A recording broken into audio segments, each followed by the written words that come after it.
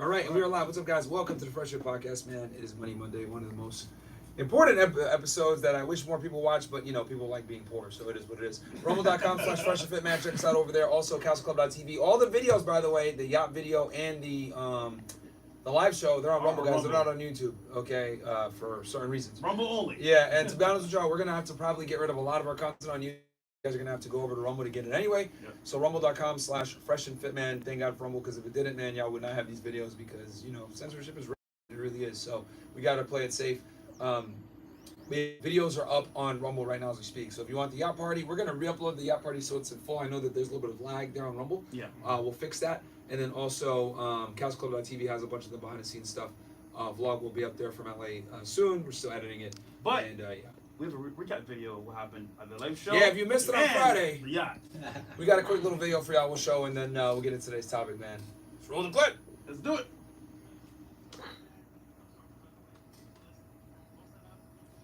You guys other niggas know you're hungry? Of course, the most hungry.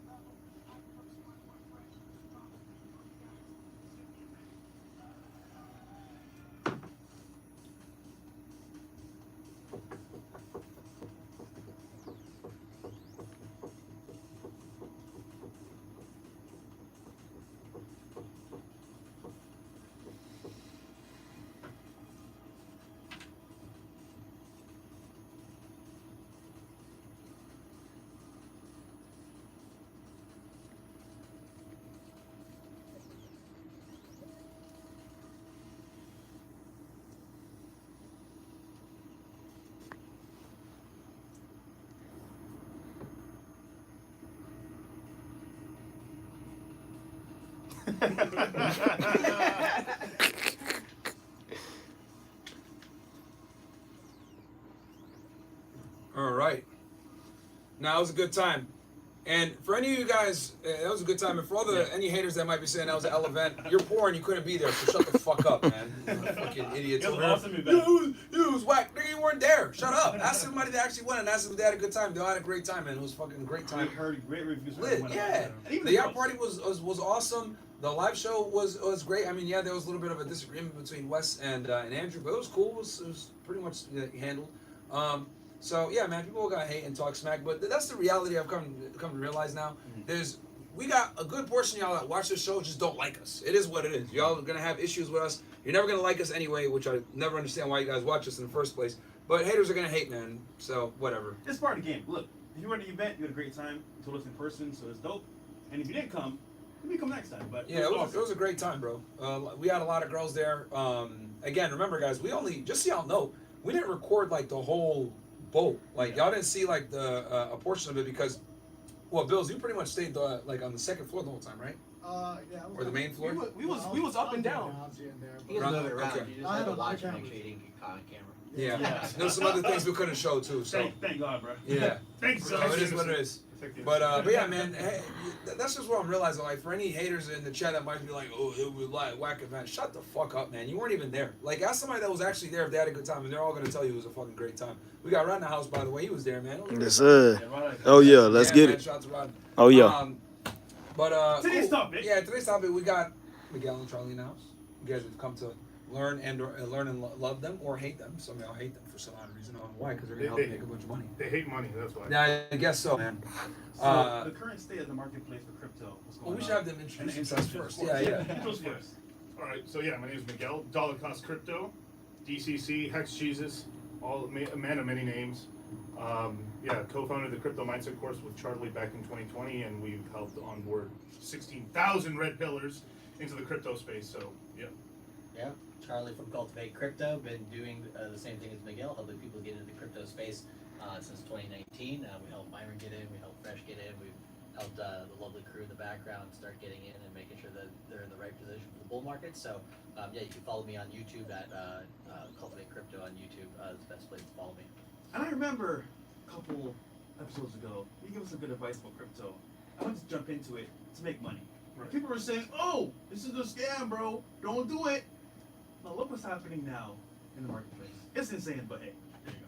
Yeah, I mean, each cycle has like a different little bit of a rhyme to its reason, right? Like in the last 4-year cycle, what we noticed was, well, there's two things that we look at, right? We look at the 4-year cycle and we look at the 60-day cycle. So shout out to Bob Lucas, who came up with the 60-day cycle for the crypto space. He found that in Bitcoin, we backtested it, it's actually a legit trend. And so if you're looking at the short-term cycles, like the 60-day cycles, what we find in those is in the last 4-year cycle, Bitcoin would have its dip prior to each quarter by about a month. So if the new quarter started in October, then September would be where the dip was, and that would happen quarter on quarter. Now, because the 60-day cycle doesn't happen on a quarterly basis, and Wall Street moves on a quarterly basis, and Wall Street's getting into the game, now we see the 60-day cycle landing about a month to a month and a half into each quarter, right? And so this is why we time the crypto mindset course to come around the time where we get the end of that 60-day cycle dip, and at a good portion, a good dip in the 4-year cycle, so that way we, essentially have still some bull market to go. So the simplest strategy in the crypto space that people do is buy 6 months before the Bitcoin halving, which was on April 19th, earlier this month, and then they sell about a year to year and a half after the Bitcoin halving. So we got pretty much a full calendar year left to go in this bull market for crypto, and I would say at latest, a year and a half or so until the end of the bull market. But it might not seem like a long time, but if you remember back in 2020 into 2021, the best gains were had was pretty much right after the halving into the end of that 4-year cycle. Okay. And most people won't admit that either. They'll come in. That's always time to buy.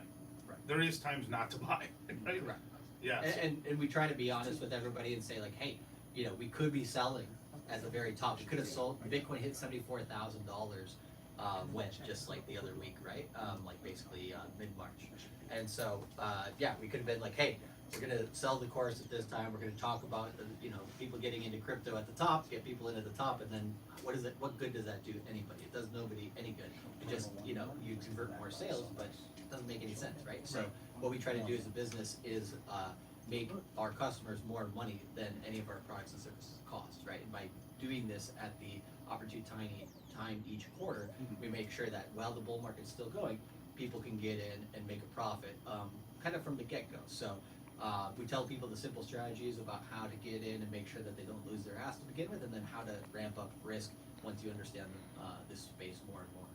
What's the biggest mistake people make getting into crypto? You would say biggest mistake.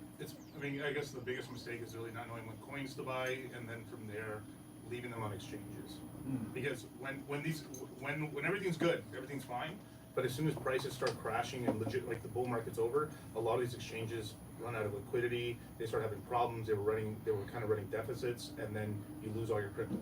This has happened a lot. That happened with STX.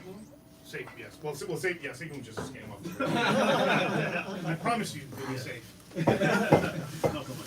But yeah, not so much. So yeah, those are some of the biggest mistakes there. And then from there, it's mostly people not knowing how to secure these wallets and stuff, and moving funds. There's tons of people don't understand you can't send Bitcoin to an Ethereum address and vice versa. And if you do that, you lose your money. Right, so it's ultimate responsibility at the end of the point, but it's ultimate power, because at that point, no one can rub you. You can send your money to anyone, anywhere in the world, 365, 24/7, no holidays, breaks, doesn't matter. You wake up in the middle of the night, oh shit, my girl. You gotta move money away. Whatever the hell it is, but that's the power of crypto. Yeah, you can show up on the other side of the world and you can still be there, right? You can't do that with a bank account. And guys, get your questions in now, because we're gonna have a Q&A at the end as well. So as you guys know, Charlie and Miguel have been on the show for a very long time. We've been working together for a few years now. And one of the things that we always get is, oh, you guys are scammers, crypto scam, whatever the hell you guys want to say. So what we went ahead and did was, we got a website that we're going to use here. We're going to pull it up for you guys. We're going to tell you guys, last time they were on the show was January 29th, right? And just to let you guys know, right, because I've always kind of laughed whenever people call stuff like this a scam. 9 out of 10 times you're poor. So let me just show, because men lie, women lie, numbers don't. Let's pull this up real quick, Bills, because I want to show the people this, right? So let's go with Bitcoin, right? It's simple. Everyone knows what Bitcoin is. On January 29th, earlier this year, Bitcoin was, what is that, 42,000? $950. Today, it is You can see at the top left of it. $63,812 as of when we're recording this video, right? Right now. And the all-time high is about 73,800. Yeah, and that During that year. when was that? When did it hit that 73K? March 14th. March 14th. So literally, about a little, before 2 months, like a month and a half later, we were pretty much hit Bitcoin high. So, and we told you guys, yo, Buy now. buy now, While it's low. get the course, get in there, and obviously you get a bunch of idiots in there that say, oh, Instagram, right? And here's the thing, the interesting thing is, this isn't even one of the best, performers. Let's go Ethereum real quick, right? So that's Bitcoin. So we told y'all to get in, it was 42, now it's 63K, and then it hit an all-time high of 74K in between the time. Now here's Ethereum. Right now it's worth 3,200, right? For one Ethereum. Yep. When we told y'all to get in, it was what? 2340. 2340, so about $1,000, right? And that was just on the last show. You got to remember as well, we came here November 21st, 2022, right? Yep.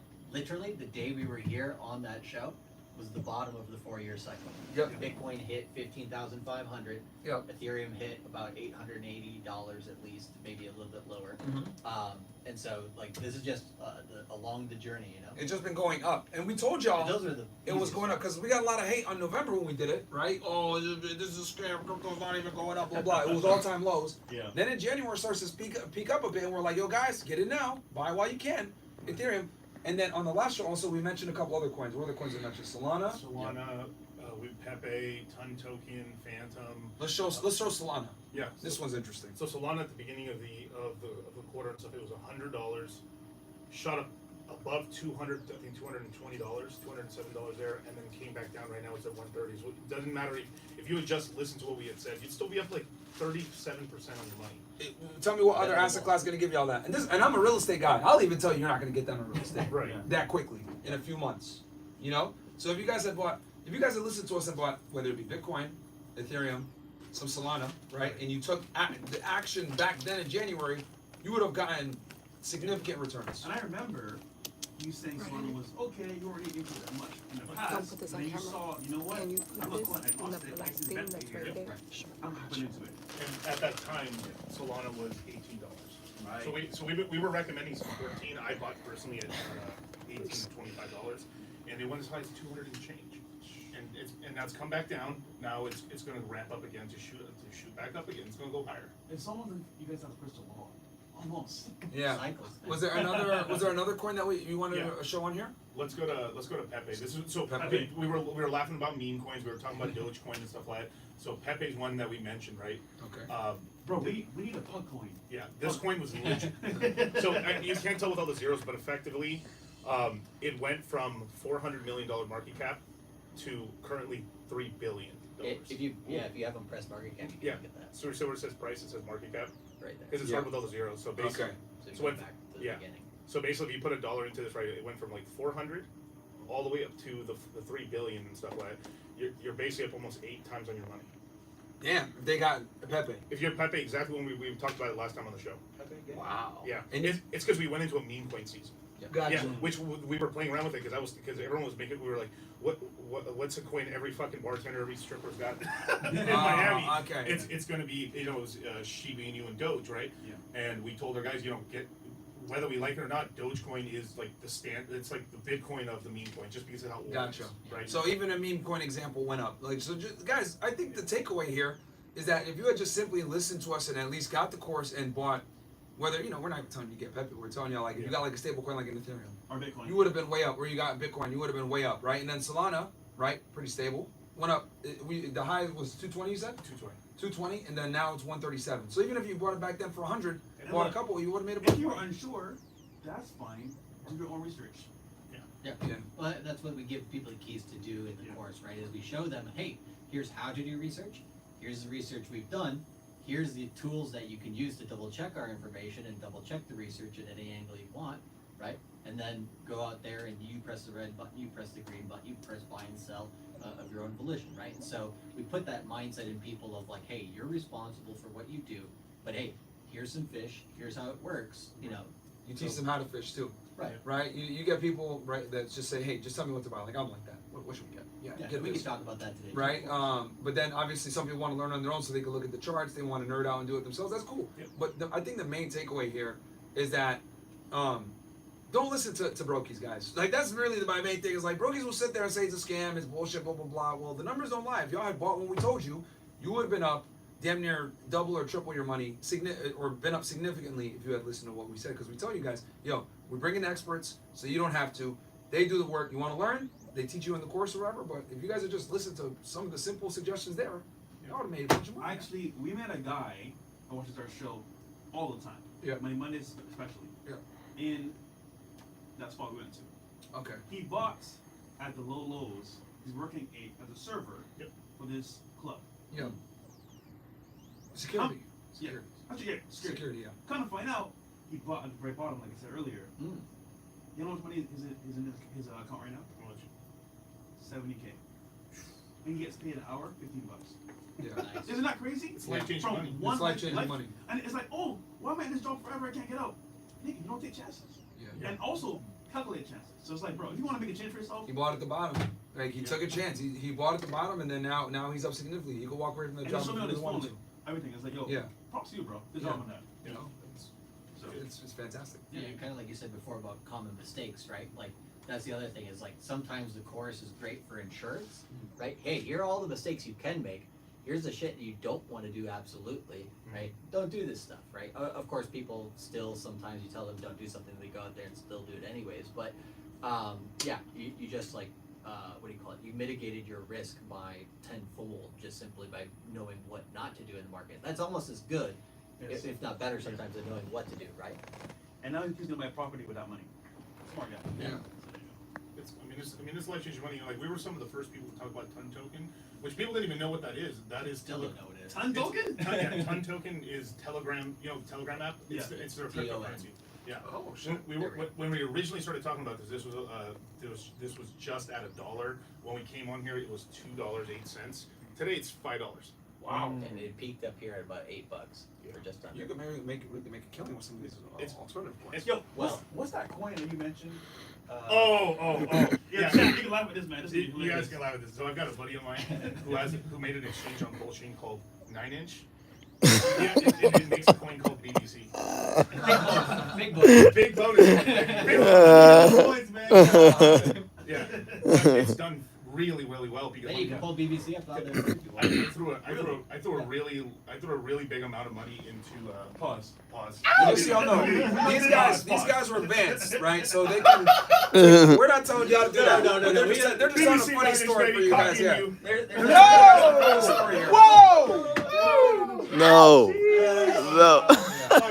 You know, they're not telling y'all to do that. They're just saying they're doing. They're gonna do it. It's funny It's shit. a meme coin. Yeah, meme coin, guys. Don't do it. Yeah. Here's the thing, crypto's a little ridiculous, right? But you gotta learn the culture too. Yeah. Right. And like the culture of the internet is memes, Is memes, right? yeah. And the memes have ruled the day. So like crypto, we got Dog with Hat is the new Shiba Inu.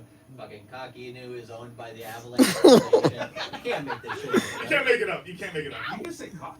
Cocky. C-O-K. C-O-Q. Okay, there you Inu. go. I don't condone these names. I'm just saying this is. No, I mean, That's we crazy. don't say like, hey, you gotta jump in all in on Cocky Inu or anything like this, right? Yeah. Obviously not. But just generally speaking, you have to understand like people. There's this one guy recently, I forgot his name, but he just said meme coins are a drag on the crypto market. This is what's going to not Wall Street's not going to be able to take this seriously, and it's all terrible, right? It's like, is the market wrong? Yeah. No, the market has chosen that. No, millennials just want to, have fun, and we know that there's a portion of the market that's a casino, and there's a portion of the market that's an investment. Bitcoin's an investment, Ethereum's an investment, Solana's an investment, Illuvium's an investment, but Cockino, I don't know. Casino, it's a gamble. Casino. And I'm really happy that you guys made that distinction for the audience, so they understand. Like, hey, we're telling you what we're doing here on the side, right? It's funny, ha ha ha. Right. But you probably should get into that. Get into the coins that are more stable. And also, they're using money they don't need. Correct. That's the other thing. too. Correct. Important. Like- So, because I don't want one of you fucking, look, they told us to get it. No, dummy. They're telling y'all there's a difference between investment coins and casino coins, and I think that's an important distinction. Yeah, and like you would probably put in that category, 95% of the coins in crypto are shit, right? Casino Yes. coins. Yes. I would say like Not even worse than casino coins. it works. So 95% suck, right? 5% are good, it's that, right? And then of that 95% that stink, you know, Casino Coin's kind of a good portion of that. There's just part of it that's just a pump and dump rug pull for a lot of them, right? So those are the ones that are kind of like pets.com back in the original website days in the 90s, right? That just weren't going to make it. So you have to have a distinction. And you know, what we teach is I teach a technical analysis side, Miguel teaches a fundamental analysis side, and then we have a guy who does on-chain data. And we take those three sectors of analysis for crypto, on-chain data specific to the blockchain, and then fundamental analysis and technical analysis. Those often come from other markets, including the Forex market and other stuff like this, and they've been applied to crypto. But we teach all three of those analysis tools because most people, they don't know, like, what's the quality of a coin? Well, okay, we can show you with these three forms of analysis, like, how good of a grade you essentially can give it, right? It's either an average coin or it's a B plus, or, oh shit, this one's like gonna kick it out of the park because it's actually has good fundamentals. So let's say I'm working a job, it's very strenuous, I'm tired, and I want to get the course, right? Right. What if, or is there a way I can get the course, get the value like up front, know what to buy, and then just like focus on work? Is that Yeah. possible? We have a budget to do that if you want. Yeah, so every webinar is recorded. It's are done live. They're live like they are right now. We teach it to like the private group. We do it live. We do it live, right? Words and all, right? But once it's done, we have it up within 24 hours. People then can review it, and then we give them a schedule of like, here's all the stuff that's happened in the class. People have to take it in order to like get it in. But eventually some people just jump around and stuff like that. But we give people a kind of a lexicon in terms of like different words, like kind of like the vernacular that we use in crypto. We get them used to like what's memes, what's funny, what's not funny. We show them basically how to do technical analysis. We show them do FA, how to do research on YouTube, how to use Telegram and Discord, Facebook, Instagram. Instagram's the really new one. And it's not simply just like, hey bro, here's how to use an app, right? It's not that simple. Like, it's like, okay, how do people in the crypto space interact on these apps? Like, what's the culture? Like, how can you get the best information? Stuff like that, right? Because like, I think if you just say like, you know, use the app. Like, use the app. No. I'm thinking if I'm a jock, I'm listening to this. I'm like, this is geek talk. It makes money. Yeah. So we have a coin list as well in there of like all these coins are good. All these coins are good, but then you have to like choose the ones that speak more to you, right? As well as be able to buy every decent coin in the market. It's just having too much. And we have example portfolios, and one of the portfolios is basically someone who's really like a working professional that's really busy. You know, if you don't like, I want to get some crypto gains, but I got to keep it really like as risk free as possible. This is just Ethereum only, Bitcoin only, or a fusion of something like a little Bitcoin, a little Ethereum, and a couple of coins, and that's it. And that portfolio can return significant returns, and you don't have to be. It's safe. It's safe. You don't have to be that involved, but regardless of that, we still have the person, you know, check it once a week just to be like, let's keep on top of it. You know, we never recommend you invest in. You have to like there's no such thing as passive income or money. Right. There is some work to it, right? It's low work, but you still have to pay attention to it. Like, hey, what's this news event? What's going on here? But that's a whole lot better than spending the rest of your life as a fucking slave. Question. And guys, get your questions in now. Well, we're gonna do a Q&A at the end, like I said before. Are all these worldly conflicts affecting? I mean, it seems like it's benefiting crypto. Obviously, you know, October 7th, the war in Ukraine. It's been going up since. Would it be fair to say that whenever there's like world conflicts, like cryptocurrency goes up? Not necessarily, but like if people are basically like, hey, I'm a bit afraid of something, I want something safe, they're gonna go towards gold, right? Yeah. Now that you have Larry Fink. Gold's having highs right now too, right? Isn't it? Yeah. Gold is high right now. And you see like basically Larry Fink, the CEO of BlackRock, telling people that Bitcoin is the flight to quality, right? So it's better than gold. It's digital gold. And you go and you see him talk about this on CNBC. You know, it's a chicken and the egg scenario. Is the narrative the thing that creates that value? People believing the narrative, or is it the asset itself? Well, it's both, right? And it's a mixture of a bunch of things. So Larry Fink doesn't just say that because, you know, he wants people to buy into his ETF. I mean, that's a portion of it, right? But he also says that simply because he knows what the 4-year cycle is. He knows what the daily cycles are. He knows what the weekly cycles are. And he has a whole building of people that tell him that. And he says, okay, I can say this stuff right now because basically the market's in that place. So he's pro cryptocurrency. Oh, big time. Absolutely. He runs BlackRock, and then you dumbasses in the chat want to sit in here and try to tell us it's a scam. You fucking idiots! Like he's running game on Vanguard, right? Because Vanguard is like got their head in the sand. Every other retirement company is like full in on a Bitcoin ETF Yeah. right now. They just Set don't. They Vanguard. don't like to make it. Larry Fink's one of the few that's come out publicly, but I know like Goldman Sachs for years has been purchasing, acquiring Bitcoin. Like a lot of these like institutions, these these people that have been like long-term investment people were like, oh, we're gonna invest in the stock market, S&P 500. Roth IRAs, like all the old people investment stuff that they teach you, right? The Dave Ramsey type guys, like these guys have been secretly acquiring cryptocurrency for a while. They just don't tell you about it. Yeah. Right. Because once it gets out, like they don't want everybody to know. Harvard and Yale have been basically buying Bitcoin and Ethereum since 2018. Really? They have it. In Harvard and Yale. Harvard, Yale, Stanford. Stanford's probably the smartest university when it comes to crypto. MIT has their foot in the door, but they hired Gary Gensler, so you can't call them that smart. Yeah. And then but they all these institutions basically bought Ethereum and Bitcoin back in 2018, 19, and 2020 because they We're talking more like $6,000 Bitcoin No. like back then. Oh yes. Yeah, exactly. Yeah. Yeah. Yeah, That's when I first started. Correct. So I remember. Yeah. and so $80, yeah. $100 Ethereum. Wow. And they know like these assets are gonna stick around, so they bought it. It's crazy. I mean, like, when I first got into crypto, I was buying Ethereum for $5. Ethereum was $5. Holy. $5, and it came out. It was 50 cents. 50 cents is 32. We messed up, bro. Now it's over 3,000. It took too long. Honestly, dude, like I always tell myself, man, if I could go back in time, I would have bought more Bitcoin. Man. Yeah. Like I would have bought way more. What of the it. real estate? Yeah, no, and I'm a real estate guy. Y'all know I'm biased. I talk about it all the time. I genuinely believe real estate is the best asset class. But there is no doubting that the power of crypto, and it's here to stay. Guys, we just hit a new low, 74,000, new high, New high. 74, 75K. That's fucking craziness. Almost 100K. That's craziness, man. And today, or basically in the next 28 to 48 hours, Hong Kong is coming out with both a Bitcoin and Ethereum spot ETF. Wow. Yep. Yep. So And they've been haven't they been against cryptocurrency for years? yeah, China's been hot and cold on it all the time, right? But now Now they're finally realizing the power. So my theory, I mean, the thing on China, right, is Hong Kong's their in and out, right? They don't like money bleeding out of the country. They like to kind of keep a cap on the money that's within the country. Yeah. They kicked Bitcoin out of the country in 2021. That's partially why we got the double top, because they shut down all Bitcoin miners in the first half of the year. Right. We dumped down. People bought back again. We went up, and at the end of the year, they said all crypto exchanges and everything need to have their assets out of the country. So then we got the end of the 4-year cycle on that too. And the interest rates going up as well. in So January. yeah, they're basically kind of cutting off, that portion of the economy that could leave, and then now they've basically put it in Hong Kong. Like, okay, now we have a regulated or better regulated section of this that we can allow people to dabble in this market. So they're just trying to control. Chinese it. are in now.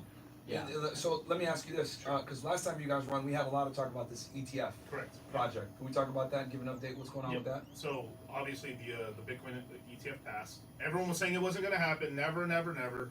Bitcoin's a security. Nope, wrong. Yeah. So since then, it's been nonstop buying. Like we just had the Bitcoin halving. It just happened. What happened on the 18th? April 19th? 19th. No, April 19th. Almost 14. Almost 420. Yeah. And so every day there's about 900 Bitcoin that are traded every day. After the halving, so today only 450 Bitcoin are made a day. Each one of these ETFs are buying over 500 Bitcoin a day. So like they're destroying the supply right now.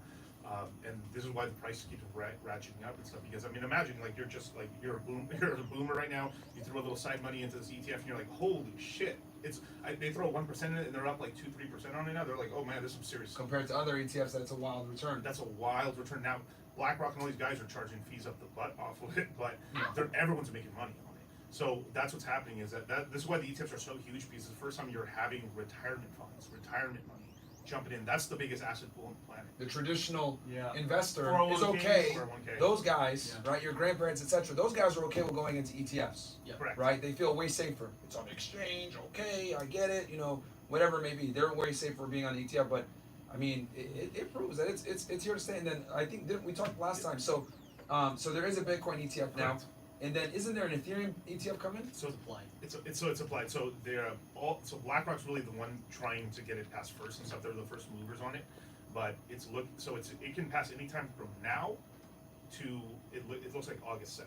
It's more So you May want to 20, May 23rd and August 7th are the 2 dates.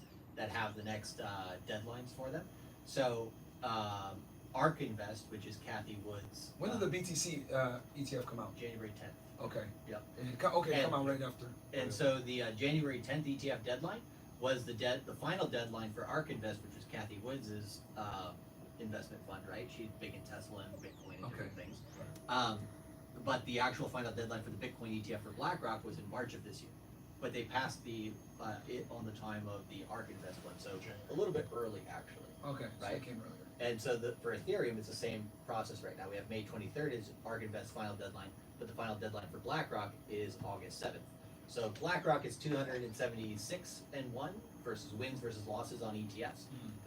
They were 275 and 1 before Bitcoin. Now they're 276 and 1. And so Basically, they don't lose. yeah, you can basically say like So August 7th, we're getting an Ethereum. We're getting ETF. We're gonna Yeah. Ethereum ETF. Yeah, And- pretty and- much. Yeah, Larry Fink has already said if they declare Ethereum a security or a non-security, it doesn't matter. They're still going forward with it. You know, it's interesting because I don't know if if that what you just said hit mainstream news. I've noticed that It with has in BlackRock, crypto. it has in the crypto world, but Yeah. like for the normies, they don't know that, No. right? And then the normies also don't know, which I talked about, whatever, because we also get idiots in there that say, oh, the real estate market's gonna crash, the real estate market's gonna crash. Well, just so you guys know, BlackRock has been buying single family homes for the better part of the last 3 years, right? And they're still acquiring single family homes because there's a shortage. So if you want to make money, you got to do what the people that have money are doing a lot of the times. Yeah. It's just that they don't publicize a lot of it, right? We told y'all that a lot of these banks, these historic banks that have been all about the stock market, whatever, they've been quietly acquiring cryptocurrency. Nope. But now you see here with BlackRock, what are they gonna, they're gonna make an ETF for Ethereum. That's crazy. I mean, if anything, what are they doing? Trying to discourage you from buying. Exactly. No, if you don't buy, they'll buy from you. Exactly. And And, this- and they're acquiring these single family homes. Like It's smart, I've realized that like these mainstream news channels, what their job is to like create fear and panic Yep. in the general public. Go Oh my god, I can't buy milk and eggs. Great. They want you worried about fucking milk and eggs instead of investing into single family homes, Yeah. which are gonna be the future, right? Because we know that there's a shortage for that, 5 million around. And then they don't want you investing in cryptocurrency because they make all the money. Right. And Bitcoin is literally digital real estate. Yes. Right. So that's how everybody's looking at it in Ethereum as well. So they're buying up the digital real estate. They're buying up the Because real there's only real a certain estate. amount there, and there's only a certain amount of land, same situation. And Pete, so this is one of the reasons why it could get it delayed a little bit to August is that Ethereum ETF might have a dividend with it. So that's what they're fighting about, Which because- Bitcoin doesn't. which Bitcoin doesn't. So A dividend like for holding it. for holding it, yeah. So you basically, can you explain to the audience what a dividend would be, I guess, as far No, as like holding? in traditional space, in the traditional market, it would be from profits of the company. So let's just say like Costco made $1 billion, so they distribute $1 billion for, equally for every share, right? Now, with this dividend, it's going to be based off inflation. So Ethereum inflates, has a positive inflation rate, but the more transactions are done in Ethereum, it actually becomes deflationary. So it still can pay out inflation rewards, but the total supply is actually staying stagnant to going down. over Based time. on revenue. Based on revenue and how many transactions are done on the chain. So this ETF could be really special because it could pay a 3 to 5% dividend. So imagine you're getting something like Ethereum that's gone up like $1,000 in 3 months, Yeah. just chilling, you haven't done nothing, just bought when we came on the show, boom, you made money, and on top of that, you've got another 1% more of your money, and that becomes really lucrative because baby boomers are almost all retired now or entering retirement, and they need income. Because this is why the stock market and everything's like really messing up, because you have the largest workforce in America leaving the workforce, and they're no longer buying stocks anymore. They're, instead of being net contributors, they're net drawers on the system and stuff. So this is why like there's so much problems around the world and stuff, is because this is why banks are printing money. It's because they have to pay for these baby boomers to retire. There's baby boomers that have been putting nonstop into 401ks, and now it's time to draw it out. It's this whole, I mean, you eventually, this is a big red pill that we tell our guys, is that Social Security won't be there for you, motherfucker. no, it won't. Yeah, no. It's literally bankrupt by 2035. Yeah. By 2035, that means it's going to be like 2031 when it was bankrupt, Yeah. right? Oh. But all of finance, I'm both saying this as a joke and seriously, is a Ponzi, because it's all about supply and demand. It doesn't matter. You get like if no one buys Apple phones, no one buys Apple products, it's the best company on the planet, and it'll go to zero because there's no demand for it, right? Now, obviously, I know that there's companies that actually create real physical things. You need food and stuff. Like there's real things you need in the world, of course, but if you look, I mean, most of the countries, I mean, almost every developed country's economy basically runs on this single thing. The central Ponzi of all Ponzi's is Make international settlements. well, yeah, make it international settlements. But what actually tells a country to really grow is the birth rate. If there's more babies being born than people are dying, economy's great. If every couple in America had 3 to 4 kids, there wouldn't be a recession right now. We'd be in a baby boom right now. But because we're at replacement and below, we're below replacement. We're Yeah. below replacement actually. So we are, and we're the best country on the planet when it comes to in terms of developed nations. Yeah. We've got the best birth rate. Korea is so damn bad. They're on their hands and knees. I mean, literally, their prime minister is basically on his hands and knees telling South Koreans, please fuck. Please fuck. Japan's right there with them. I mean, look, China literally is like donezo. I mean, they're about to have a 50% collapse on their entire population in the next 30 years. Just because there's that, it's because the one-child policy just messed them up. You know, basically, like, because they couldn't pass property over to women. So what they did is everyone had men, and if you had a woman, they would throw them away, or they, you know, it's horrible shit. Like, and then what happened was it became a part of culture, and because it became a culture, now they got rid of it. But still, families are only having like 1 or 2 kids maximum. So it's messing. Imagine going from like 8 kids to like now like all you've known throughout the last 50 years is like having 2 kids. It messes you up. It's a Western problem in general with all the developed countries having super low birth rates. Are there any countries that are like banning crypto right now? There's always somebody. The newest one is there's stuff going on with Russia. They're talking about possibly banning and stuff like that, which is kind of crazy because like Vitalik Buterin, which is the founder of Ethereum, met with Putin. Yeah, any of the large countries like America, Russia, China, they never. India as well actually is in that boat. They never fully ban it, right? They're like, we might do that just to kind of stoke some fear in the market to give themselves a little bit of a position. Yeah. And then like they get some aspects of it basically out of circulation or whatever. Like, okay, you can't do this, you can't do that. They just end up regulating it. Right. Yeah. With the United States in particular, right? The biggest thing that the government doesn't like about crypto is non-KYC. So not knowing who your customers are exactly, right? So they're trying right now to be like, okay, who's a broker dealer, and who can we say, okay, this company or this organization needs to conduct, identification versus maybe not, right? Which is KYC. So they're going to try to go burn the whole forest first. Like everything needs KYC. If you use a USB to connect your, cold storage wallet to your computer, that's a money transmission device. Your money laundering, go to jail, right? They're going to even try to, like, literally. They just arrested recently. Goddamn, these crypto people. I'll look it up on U.S. Department of Justice. Literally, somebody put. Samurai wallet. I think I know what you're talking about. Yeah, Samurai literally a wallet. couple days ago, I Yeah. saw it come in the news. Wallet. Yeah. But continue on. But yeah, so that's what they tend to do is they try to over-regulate. And the SEC right now actually has a case against it, saying that you've actually not treated this entire industry with due process at all. And so you're actually abusing your power in the position of being a regulator because first of all, you didn't regulate. Then when you try to regulate, you're over-regulated. And you're just making no sense, right? So Gary Gensler's in a lot of hot water for that. Yeah, he's going to pretty much lose his job. But so what countries are doing to try to And fix? they fired 2 people already. Yeah, in yeah. the SEC for that. So you imagine like some of the top lawyers, 2 of them, they went judges were like, fire these people. They're overstepping their bounds. And so imagine like you're the SEC, you're the government, and even judges who are on the government's team is like, yo, homie, you are stepping so out of bounds that they got fired basically, and it's just going to keep happening with the SEC. And all these government agencies. I mean, Byron could say like all these government agencies, even though we're all on the same team, my team's better than your team. So it's the CFTC versus the SEC right now. The CFTC is basically saying, hey, crypto is a commodity. It's our jurisdiction. The SEC says, no, it's a security. It's our jurisdiction. That's what they're fighting over right now. Yeah, can we pull this up real quick? Yeah, like I mean, this is kind of shows Yeah. that I sent it to you on the chat, Bills. Okay, I'm looking at it. It says 2 founders. Oh, got it. Yeah, I was reading about this when I was I think I was like on a plane coming back from LA or something like that. Founders and CEO of cryptocurrency mixing service arrested in charge of money laundering and unlicensed money transmitting offenses. Keon Rodriguez and William Longerman Hill charged with operating Samurai Wallet. Yep. What is that? An unlicensed money transmitting business. So you know like MetaMask? Yes. It's essentially like a MetaMask, except through that wallet you were able to hide all your transactions. So it would mix. Obfuscate. So you obfuscate. Yeah. you anonymize them and you obscure them enough, but to be honest, if you have like a wallet that the government's like, I need to track that, they can undo some of that in order to kind of track the wallet. So there's a company, what's the on-chain data company that does that? I forgot the name. Glassnode. No, Sorry. not that type of on-chain. It's like blanket off the top of my head. Because we had never talked about Samurai. No. No. But there's another company basically does the opposite. They make all of these transactions known for any agencies that need to, right? So crypto's- Mosaic. No. It's almost No, but don't worry about it. But crypto generally, it's pseudo-anonymous. It's not Okay. completely anonymous. Yeah, Actually, of course.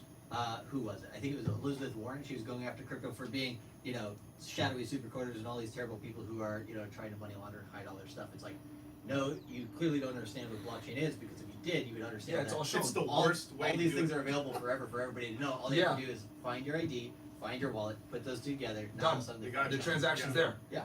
Yeah, So that's what they're going after. Like I said before, the KYC stuff. Did Samurai show it on the blockchain or like what?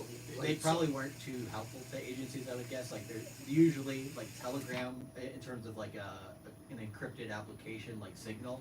They have governments coming knocking on the door, being like, "Hey, buddy, we don't want to overstep our bounds, but we need a little bit of information on that protest over there or this thing over there." Facebook complies, Apple complies, Telegram, right, hasn't so far. They've moved into a jurisdiction, I think, in the Saudi Arabian area. Ah, okay. Yeah. Nice. Smart. And it's some of these crypto companies, some of these Smart. crypto companies, they don't, if they get knocked on the door, sometimes if they don't comply, this happens. And this wallet was, even though this wallet had U.S. users, that's mostly why they're getting in trouble here. But they were mostly operating out of Europe.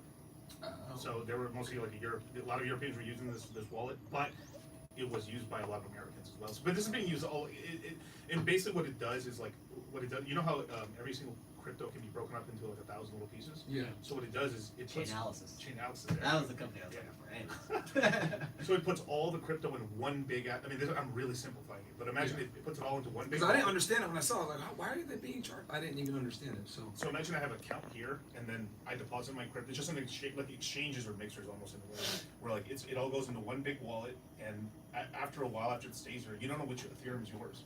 So when you pull one out, it's like a washed crypto essentially. So it kind of like takes people off the trail, but there's ways for people to track it. But the longer it stays in there, the more with Monero, right? Monero, you're supposed to leave the money in Monero there for at least a day or two. If you transact faster than that, then they can track you, actually. So Monero is like the safest one to do that, but that's actually a cryptocurrency versus this was a wallet that just helps you do that in general and stuff. So you're saying, let's say I commit a crime and I use Wait. crypto. They are fast as fuck on this shit. That's how they catch you, Oh, basically. chain analysis will be like, the FBI will basically be like, okay, chain analysis, okay, find this hacker, this is the wallet that we know, here's all the information. I think the one that was the biggest that I'd seen recently was towards the end of the last bull market. I think it was like 150 million, $200 million had been stolen from a corporation.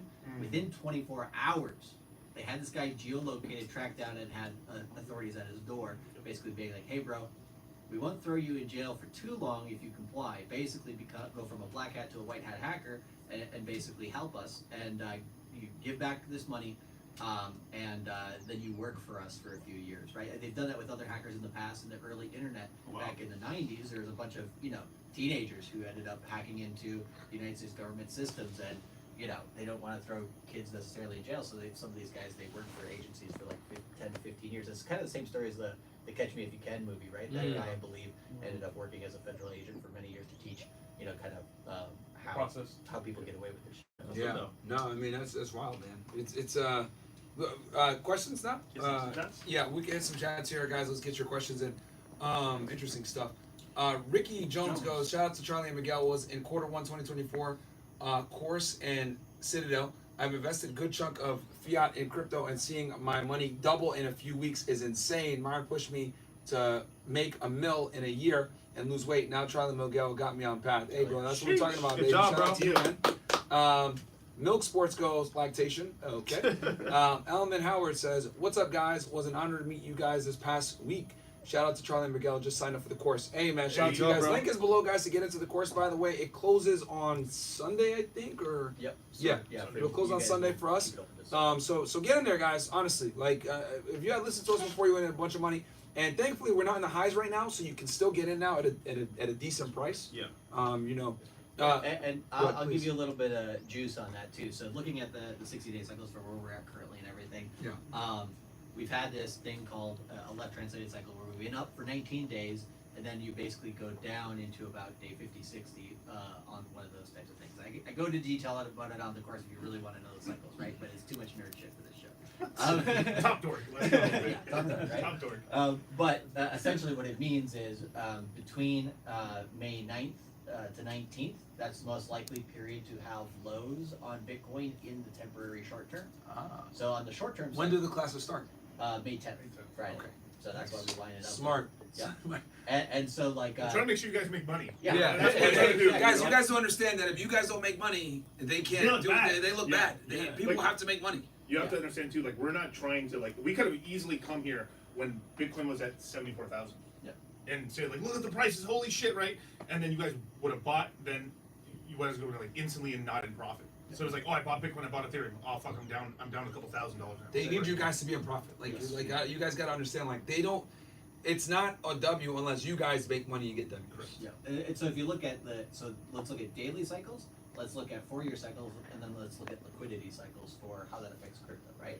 So the 60-day cycle, yes, we have a low coming here in that early to mid-May period. Best time to buy if you're just watching the show for free, you don't get the course. If you don't know what to buy, Ethereum, Solana are probably the easiest ones. There you go. Don't say I never did. $137. Yep. And You can get it right now. You can literally get it right now. Ethereum's good too, but Ethereum's hey, good too, yeah. do your research first. And so basically, that period of time is going to be the best period of time to get in. What price is Bitcoin at the time? We don't know. Could hold above 60K. If it drops below 60K, it could go down to like 52 to 55,000. It's not going below 50,000 most likely. So there you go. You got a band of risk to play with. And then when Bitcoin's in those areas, that's where you can then basically buy the altcoins that you like. Because it was sitting in the 20s to 30s for the past few years. Yeah. Yep. So it hit that high of the 60K like 2-3 years ago, and then it just sat around 20-30, and then it hit the low 15. Now it's back up. Yeah, and so that's where the timing is for the daily cycle. But let's go higher, right? So let's go to the 4-year cycle. What just happened? We just had the halving here. And if you look at after the halving, sometimes there's a dip, which is what we're getting now. Right. But 3 to 6 months post halving, so that would be basically July to October. That's usually some of the best performing periods in all of crypto. So if you basically Hot boy summer.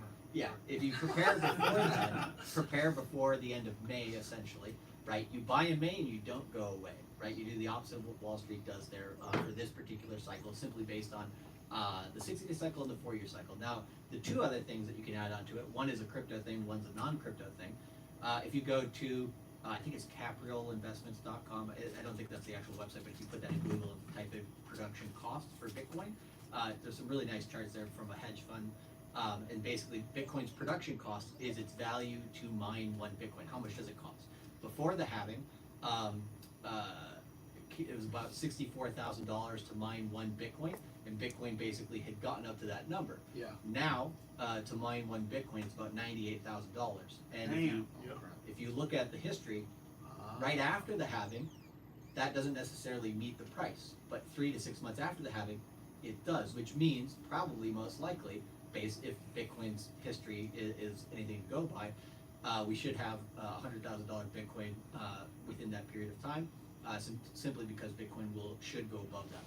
So you think 3 months from now? 3 to 6 months. From now. So my guess is early September to early October, that 1 month period. That's my aim for when Bitcoin is $100,000. Wow. And Or early 2025. No, for 2024, September, early. No, September. but I'm saying between September of this year or early into 2025, maybe. No. I'm putting 1 month band on it. I'm saying September of this year to the beginning of October this year. Wow. 100,000. Yeah, and that's just the beginning. Based off of trends that you've seen already in other 4-year cycles. Right. Based on the production cost of how much it costs to mine one Because Bitcoin. they'll have to go to that price, or every miner's going to be basically on a huge loss. But yeah, what happens okay. is Alright. the miners who are at a loss, they shut down, they sell, Yeah. they get out, you get a dip from that, and then all the other miners who are still there, 3 to 6 months after the halving, it goes up to meet that demand. And if you have more demand from Wall Street than we've had in past cycles, Yeah. you should go above there. So, and then the last thing is the liquidity cycles. So the global Super liquidity important, you guys. cycles. This is super important. Global liquidity cycles basically they move on 6-year cycles essentially. But there's a guy named Michael Howell. He's one of the foremost experts in global liquidity cycles, and he's basically said we have global liquidity cycles up until the second half of 2025. So what that means is higher risk assets and stocks and crypto and stuff like this should have more purchasing ability, or people should be able to purchase them more with the assets that are floating around the world over that period of time, which happens to line up with the Bitcoin 4-year cycle, because Bitcoin's 4-year cycle, if it's any indication, 4 years before 2025 was 2021, we peaked in November. We should peak around Q4 of 2025 if the liquidity cycle still holds like that and the Bitcoin 4-year cycle still holds like that. So we have outside factors as well, kind of giving a boost to crypto. Okay. So long So it's story short, speculation, but it's speculation based on a multitude of different factors. It's an educated based on- guess. Yeah. either way, it's gonna work out. Yeah. It's a lot. That's all I heard. Highly educated, I'll- highly educated speculation based on Yeah. past trends. Yeah. And history, yeah. And a lot of that global liquidity is because of a nation's. So every nation on the planet is in debt to itself, to its people, and to other countries, right? But what they have to do is they sometimes those bonds that they owe this money on have to get refreshed, right? So they then raise another amounts of money, then pay back the old debt with new debt. Just a Ponzi again, right? It's a cycle. It's a cycle, but once it's all stable, then they can print again, and this is why like you end up having like tops in like 2025, Right. and then afterwards, because they have to keep reshuffling all this debt. That's why it happens every 6 years. This causes huge problems because there's the governments really can't really print, and then this really hurts like the private sector and all the other sectors and stuff. So this is why usually we have like dips, like severe dips around that time, and then it recovers, and then people can money print again, and then we go back up. Yeah, and the reason why Bitcoin kind of works well with this liquidity cycle as well is because it came out as an antithesis to the banking system during the banking collapse in 2008, 2009. So Bitcoin came out January 3rd, 2009. We just happened to line it up pretty damn well. Yeah, with the real estate crash. Exactly. And Interesting. it's weird. It's just so weird how it always lines up. It's just, it almost completely always lines up. And even if like 'cause, yeah, we had the housing crisis, and then like 6 years later, then we started having a little hiccup. I think what was it? Was it 2016? Was the last little hiccup in terms of the equities market? Possibly. Yeah. Possibly, yeah. If I remember. In yeah. terms of what do you mean by hiccup? Oh, like in terms of when like they're reshuffling the debt again. Oh, okay. Yeah. Yeah. But it's. I mean, it's just funny when we explain it like this. They're like, oh yeah, it's Ponzi. Yeah. It's all.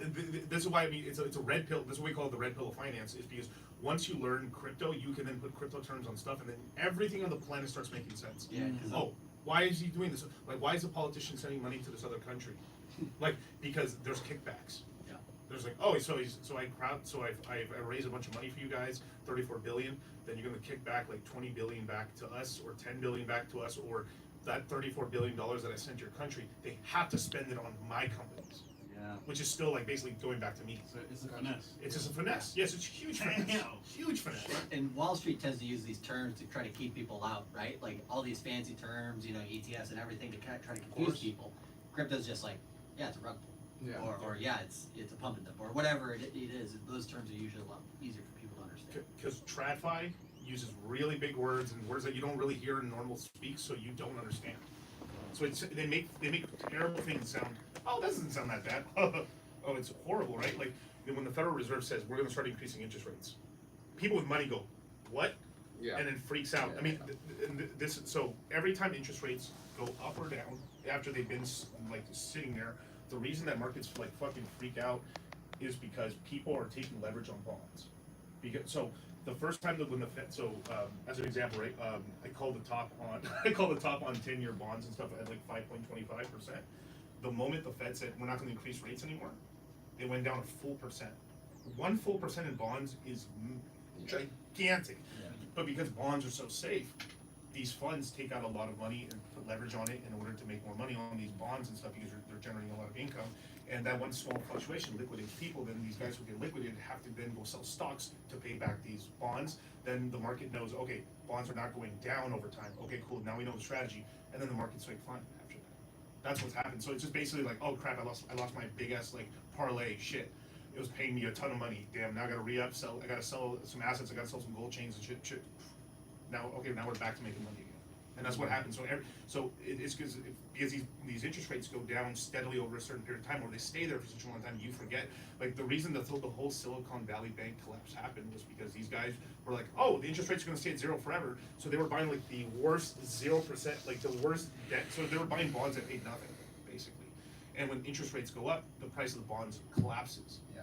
So this is why they got into huge liquidity issues and stuff like that. And then now, like, you buy a bond, like, if you have like $1 million, you buy a 10-year treasury, you'll get paid $42,500 a year on $1 million for the next 10 years. Wow.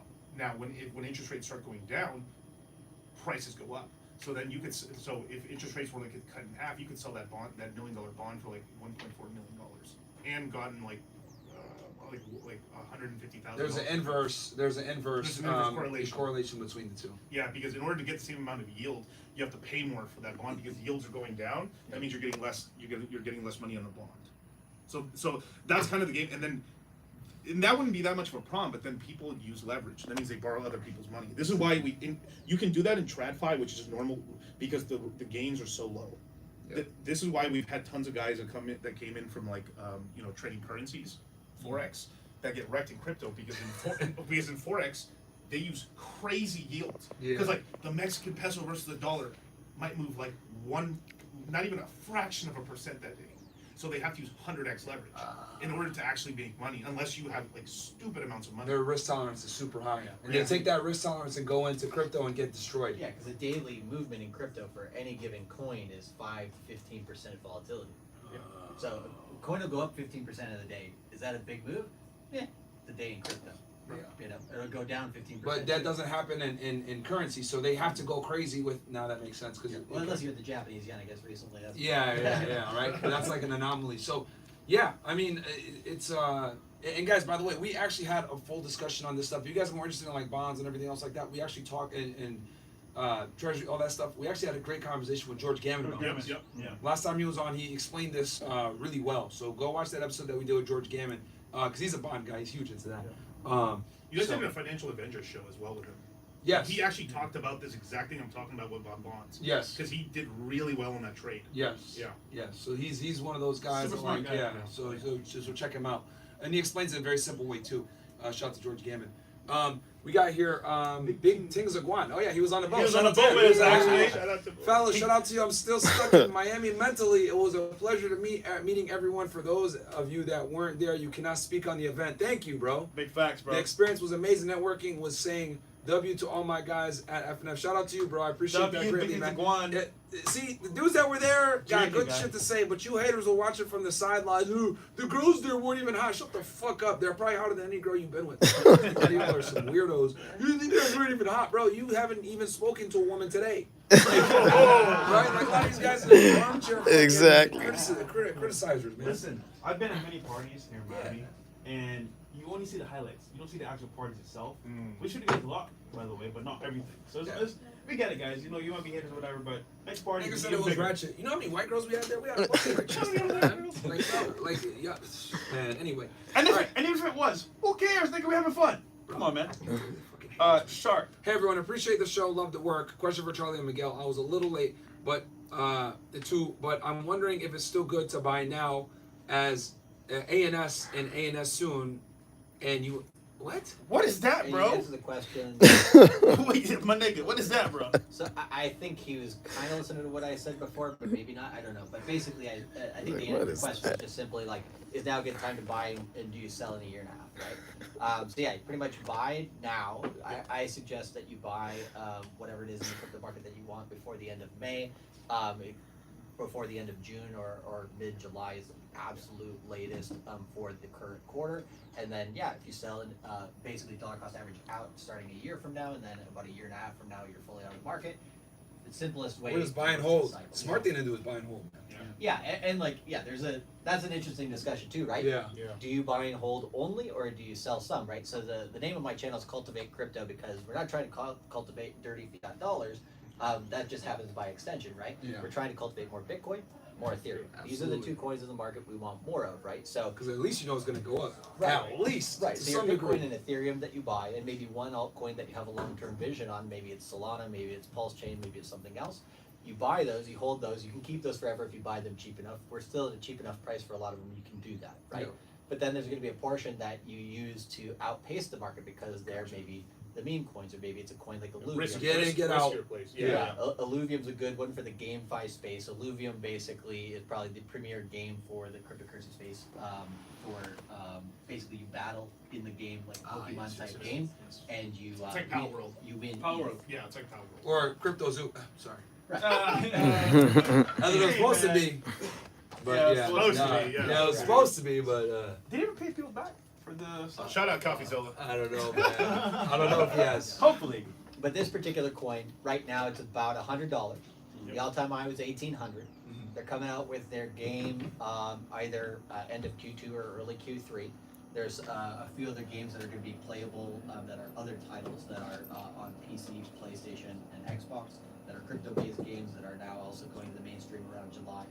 So there's a lot of competition in that space. So that space, the AI space, if you bought like Alluvium at $100, and I would say August, September, October, we'll come back and we'll see the price at the time. But I think it's $450 would be no problem. Bitcoin at the period of time will go to 100, so it won't quite 2x, won't do a 100% move versus Alluvium here could do a 300% move or 4x, right? So you basically 4x the amount that you've got to get Bitcoin, and then you take half of those profits, put that in Bitcoin. Now you have more Bitcoin, and you still have your original position in Alluvium, which is pure profit, and you're just working with casino coins at this point. So that's just one strategy that you can do. Another coin that's coming out, well, there's one that's already out called Fetch AI, FET, that's going to rebrand into ASI, Artificial Super Intelligence. And the AI market in crypto is great because essentially what you see here is AI is a parabolic growing technology. Every time that AI comes into the news with a new ChatGPT, Sora, whatever it is, you often see the crypto AI coins go up. And this one is one of the best quality coins when it comes to crypto AI. So if you bought this, in the next 1 month and then held it until September, you'll make money there as well. The first time I recommended it on my channel, it was 23 cents. It's $2.19 right now. Right. And this is after the merger that ends up having turning from Fetch to ASI. This token's going to be like the Bitcoin of the AI coins. Basically, from there. There's one other one like Render. Render's also a good one as well. This is one that if you bought it at the prices here in May and you held it forever, you'll probably do just fine. This one's going to do it. Another one is Phantom. It's I think it's 71 cents right now. By the time we come back here, I really truly believe it's going to be above like $2. It's going to be like $2.50, maybe even higher than that, because they have a huge upgrade happening called Sonic, and this upgrade can be also applied to Ethereum. It will be able to make Ethereum 10 times faster. So we're talking about transaction fees on Ethereum are going to go down by 10x. Wow. But this upgrade's so massive for Phantom because it makes it basically one of the fastest blockchains out there. And they're starting to do a lot of big deals with Circle, which is USDC and stuff like that, which it's JP Morgan essentially. Yeah.